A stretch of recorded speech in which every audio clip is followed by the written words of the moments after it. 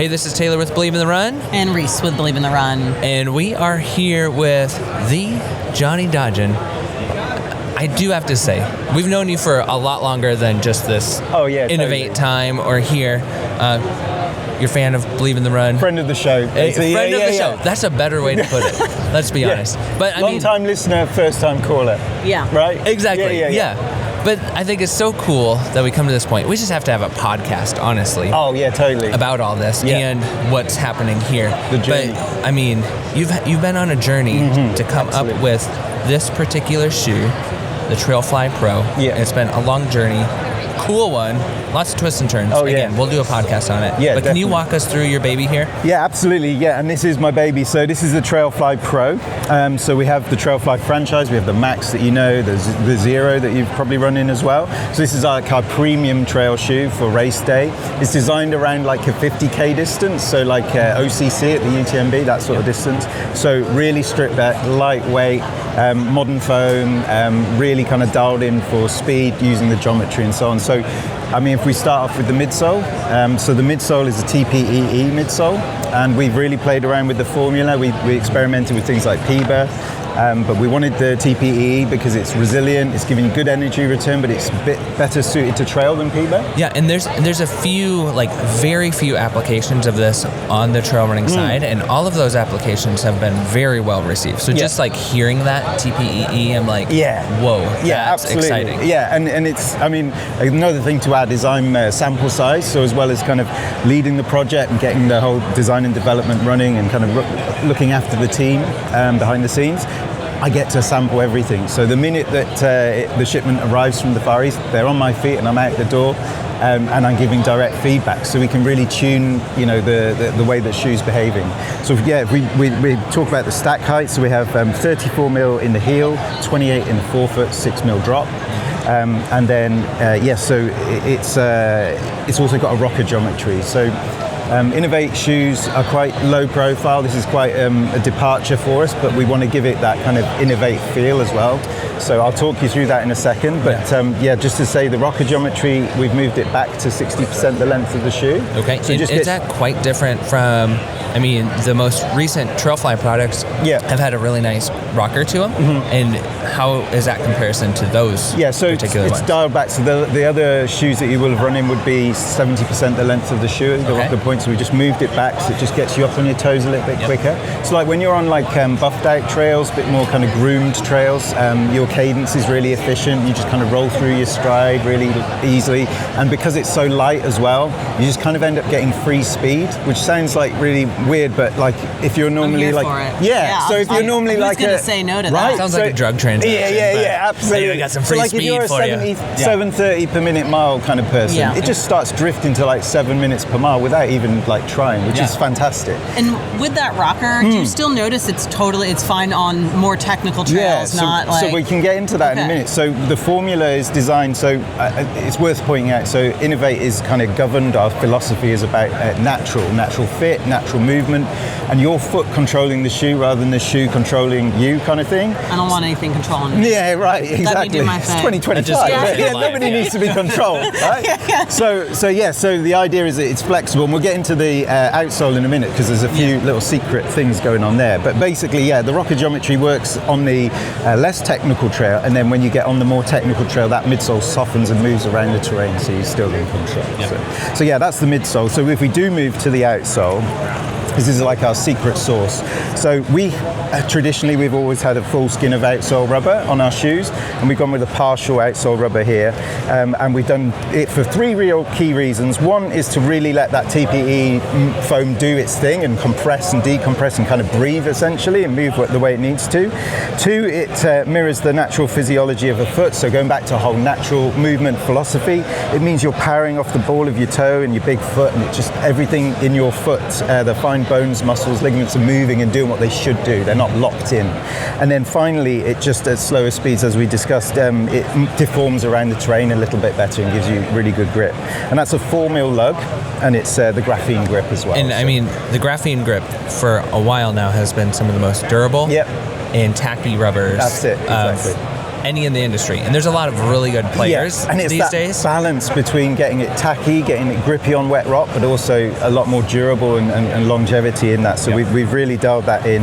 And as you can see, kind of from the configuration, it's designed to flex and move, and we've got these channels, and we've played a lot of different iterations to kind of close up those gaps and make sure there's no key wear areas on the foam as well. So lots of work went into that as well. As we've kind of moved through the iterations, we widened the waist and we widened the heel as well. So when you're descending, it's more stable on the back as well. So. And just holding it right now, seeing how big these lugs are and like knowing how durable it is shockingly very light. It's a crazy light. I was very surprised. Yeah, so it's 226 grams, which I think is under 8 ounces. I'm not so good at the ounces, but 226 grams. We need Robbie here. He's been practicing his I won't hold you to it. Yeah. No, I can't do the math in my head. Okay, so which, definitely. I mean, effectively, like if I'm running in a size 10.5, US men's 10.5, if we can come under 10 ounces, that's a fairly light shoe. So getting into the 8 ounces-ish is going to be... And that's the thing, like it's noticeable in that your running efficiency, your cadence, it just feels a little bit lighter because it's a lighter shoe essentially. So before we kind of move on to the upper of the shoe, it's worth noting as well, so we normally default to our boomerang footbed in the past, and because we've really dialed in the... Which is another secret sauce, let's be honest. It is, yeah, absolutely, and it's been really popular, it works really well. You get people retrofitting them to other shoes from other brands because they work so well, but when we developed this shoe, and as we kind of progressed through the project and we developed the midsole, we realized that actually we didn't need it, and it was a way that we could actually decrease weight. So we actually have a 4mm TPE footbed in there as well. Okay. So essentially from the foot down, it's all TPE. Okay, is it also... You're welcome to pull it out and have a look. All right. Yeah, so super light, super flexible. Yep. So so just TPE all the way through. Beautiful. So if you want to move up to the upper and talk you through that. Yeah. So we have a really lightweight, high abrasion resistant fabric on the top there, and then to give it its kind of protection and structure. So there's two things we do. So we call it 3D print. It's a 3D print process, multiple layers of print, and you can basically scale the amount of protection or support on key areas of the shoe. So for example, on the front you'll have up to like 20 layers. And then in other areas you have a lot less. So it's hard to see on the camera, but we have like 2 tones. So what we call this top bit is the Met cradle, and that basically locks your foot down into the shoe. Great. So it just adds support, and then in other key areas it's protection. So you can kind of trace it around the lateral side and through to the medial side, and that's where the shoe gets its structure. Right. And I'm seeing here, this is something I'm noticing, in a race model, you guys have a really nice heel cuff here and collar that's lacked in a lot of trail racers. So I'm happy to say that we talked at UTMB, you saw a very early version, and that version did have a slightly more deconstructed heel, and we experimented with that, but when we increased the stack height of the shoe, we realized that the leverage that was going to go into that heel needed more structure. And we got a lot of feedback from guys like yourselves, distributors, retailers, that they would rather see a conventional heel. I mean, that's one... I know you're trying to make a light and fast shoe too, but that's one of the areas that we've noticed it can, really inhibit performance if you're taking light. Absolutely. I mean, a little bit of weight is worth it. Totally. And because we were number crunching, we're losing weight in the midsole, we're losing weight in the footbed, so we can just add a little bit here, but it's so good for the structure and the comfort. And while we're on that detail, so it's hard to spot specifically, but we've actually got an asymmetrical ankle. So if you look at the lateral side and the medial side, they're completely different. So it's designed to match the physiology of your ankle structure, and they're even offset as well. So if you look at it from the top, they're actually offset.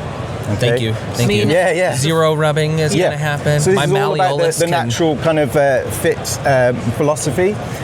So we have actually, spent a lot of time in that area. The other thing that I really need to point out is our natural fit. So we're known for our natural fit. So that anatomical toe box, lots of wiggle room for your toes.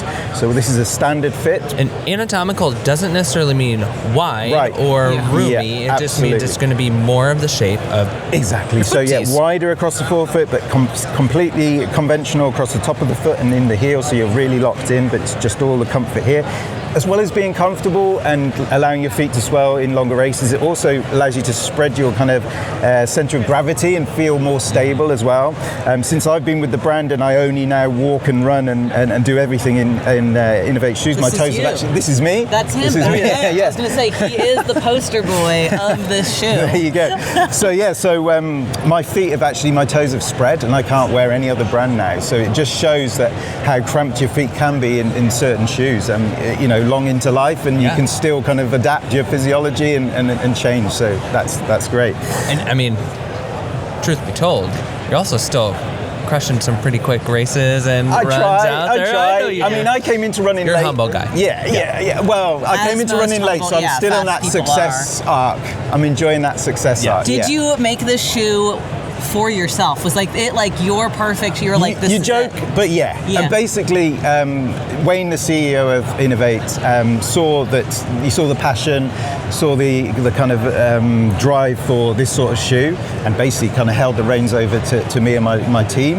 And we all work really hard together. I mean, we've basically been working pretty much 24/7. So we have a guy in the US, we have a couple of guys in the East, in Asia, and a team in the UK, and we're pretty much working around the clock to get this shoe to where it needed to be. Are you nervous that your baby is out? Oh my God, so nervous and so invested. If I'm going to do this long term, I need to find a way of adjusting my mentality, because it's going to finish me off. And we're also, this is all launching next year. We're already working on spring summer 27. What's the date of launch? So this is August next year. So, and the price? Yes, so the price will be TBD. No. So UK 165, EU euros 170, US 195, but all depends on the tariffs. So we have that longer lead time. Like going into next year, it may all change. Okay. So yeah. And it's wild. We were just having this conversation with another brand. It's wild that 200 is kind of that benchmark, but for premium materials, and I know tariffs and all that and whatnot, but I mean, performance takes, especially a super shoe in the trail world, takes on so many different outfits. Yeah. And so this could potentially be a super shoe for you under $200. Totally. And because we're close, I'm going to share some secrets. Oh my God. Why not? Here. So hot scoop. Yeah. Don't tell your friends. So this is obviously our shorter distance, sort of 50k shoe. There will be a more ultra distance shoe following very closely behind. Perhaps in August or something? Will it be into spring summer 27? Okay. So basically this time next year, when we're all back together and you're in different outfits, we'll be talking about jumpers. We'll be talking about the hot pink. Hot pink. Is that what it is? Sparkles. Hot pink. You've committed now. Thomas Pink. They're going to be wearing pink. So and that will feature a very specific part of technology that you will have seen in the brand if you look back into the brand. So we want to do a max shoe, an ultra shoe, but do it the Inov8 way. Goes back to the whole ethos of the shoe being controlled by the foot. So we'll wait for off camera. Excellent. Yeah. Thank you. No problem. Yeah, thank you, Johnny. This is awesome. Thank you.